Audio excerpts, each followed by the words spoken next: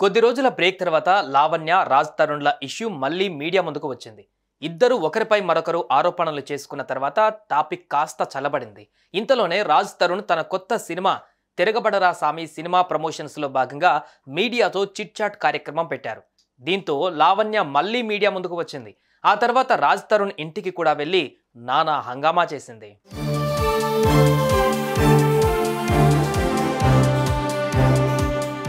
రాజ్ తరుణ్ మాజీ ప్రియురాలు లావణ్య మీడియా ముందుకు వచ్చి తనకు రాజ్ తరుణ్కు పెళ్లి అయ్యిందని, ఇద్దరు కలిసి 10 ఏళ్లుగా కలిసి ఉంటున్నామని, ఇప్పుడు మాల్వి మల్హోత్రా అనే హీరోయిన్తో ట్రాక్ నడుపుతూ తనను ఒంటరి చేసి వెళ్ళిపోయాడని చెప్పింది. దీనిపై రాజ్ తరుణ్ స్పందిస్తూ తనకు ఎవరితో ఎలాంటి సంబంధం లేదని, లావణ్యతో రిలేషన్లో ఉన్న విషయం వాస్తవమే అని, కానీ కొద్ది కాలంగా ఆమె ప్రవర్తనలో మార్పు కారణంగా తనకు దూరంగా ఉంటున్నానని చెప్పారు. ఈ విషయంలో అటు పరస్పర ఫిర్యాదులు చేసుకున్నారు.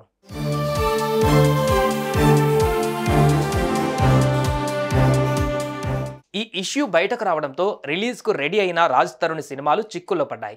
ఈ క్రమంలో గత కొద్ది కాలంగా ఎక్కడా కనిపించని రాజ్ తరుణ్ తాజాగా తిరగబడరా సామి సినిమా ప్రమోషన్స్లో పాల్గొన్నారు. ఈ సినిమాలో హీరోయిన్ అయిన మాల్వి మల్హోత్రా కూడా మీడియాతో ముచ్చటించారు. ఈ కార్యక్రమం ప్రసాద్ ల్యాబ్స్లో జరగ్గా రాజ్ తరుణ్ ప్రసాద్ ల్యాబ్స్లో ఉన్నాడని తెలుసుకొని అక్కడికి వచ్చి హడావిడి చేసింది లావణ్య. నన్ను ప్రిజన్ కి పంపించి ఇంట్లో నుంచి పారిపోయి వెళ్ళిన మనిషి అతను. ఏదో నా దగ్గరకు వచ్చి నాకు ఒక క్లోజర్ ఇచ్చి మనం విడిపోదామని చెప్పడమో మంచి పూర్వకంగా వెళ్ళలేదు.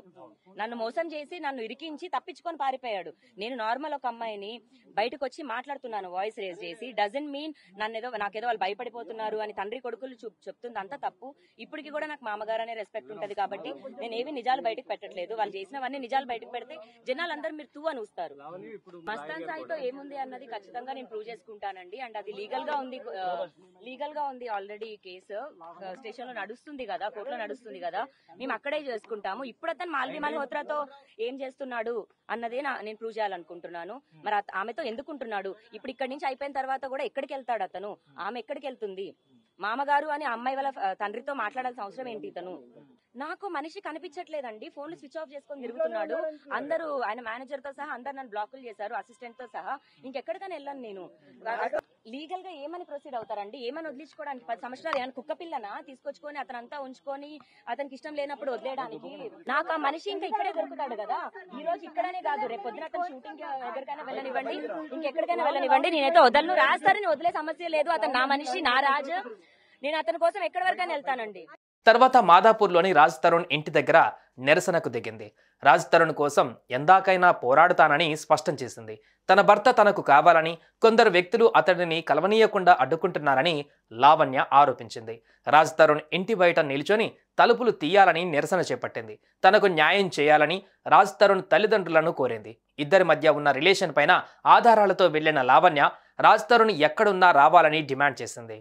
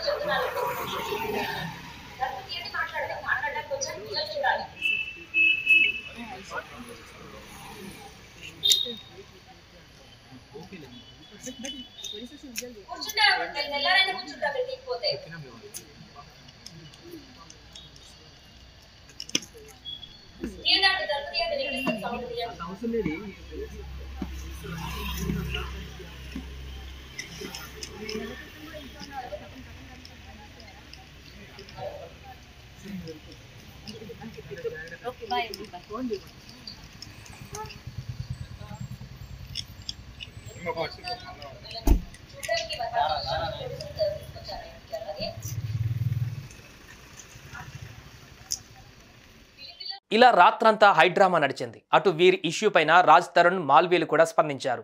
తన దగ్గర అన్ని ఆధారాలు ఉన్నాయని, కోర్టులో అన్ని సబ్మిట్ చేస్తానని చెప్పారు. ఈ విషయంలో పూర్తిగా లీగల్గా ప్రొసీడ్ అవ్వడానికి డిసైడ్ అయినట్లుగా చెప్పారు. తాను ఏ తప్పు చేయలేదని పోలీసుల నోటీసులకు సమాధానం ఇచ్చానన్నారు. తన అమాయకత్వాన్ని, మంచితనాన్ని ఆసరగా తీసుకుని నిందలు వేయడం కరెక్ట్ కాదన్నారు. ఇక మాల్వి కూడా లీగల్గా ప్రొసీడ్ అవుతున్నట్లు చెప్పారు.